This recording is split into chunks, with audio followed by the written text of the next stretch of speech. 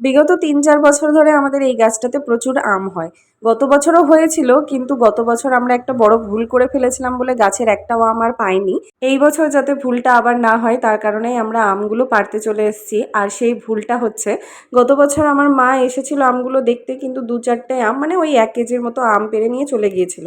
ভেবেছিল আমগুলো বড় হয়ে পাকার মতো হলে তখন এসে সমস্ত আম পেড়ে নিয়ে যাবে। কিন্তু কদিন পরে এসেই দেখে পুরো গাছ ফাঁকা। মানে বাড়িতে যেহেতু কেউ থাকে না, তাই সমস্ত আম কেউ এসে পেড়ে নিয়ে চলে গেছে। আর এইবার আমরা এত তাড়াতাড়ি আম পাড়তে চলে এসেছি যে আমের মধ্যে ঠিকঠাক কাটিই হয়নি। তো যাই হোক, ২ ব্যাগের মতো আম পেড়েছি। তারপরে আমরা চলে যাচ্ছি আবার মামা বাড়ি। ফেরার সময় আমরা এই খাঁচাটাতে দাঁড়িয়েছি, ঠিক তখনই একটা ইঞ্জিন গেল, যেটার কারণে এত জোরে খাঁচাটা নড়ে উঠেছে যে আমরা সবাই ভয় পেয়ে গেছিলাম।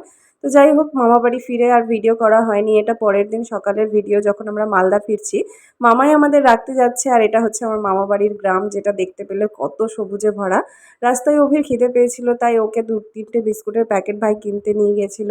তো মামা আমাদেরকে বাড়ি ছেড়ে দিবে সেতু পর্যন্ত, তারপরে আমরা র্যাপিডো করে বাড়ি ফিরবো। টাটা।